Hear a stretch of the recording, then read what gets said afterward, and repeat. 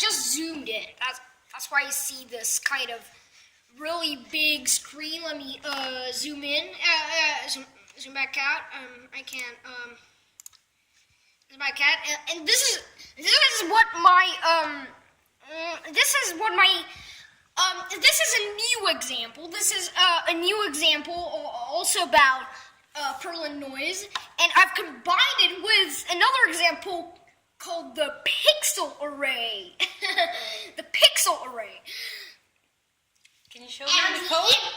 Can you show me the code? And back at the time, we used something called the television. The telly, I've got, you get this noise, and the antenna does not connect, and you see this, like, noise. So, I can zoom in.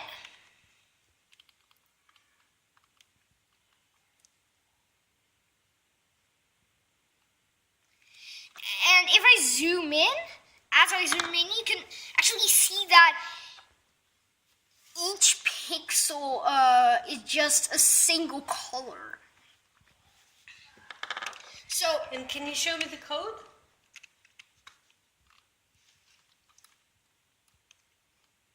Oops. I need this size, and this is the code, really small. Yeah.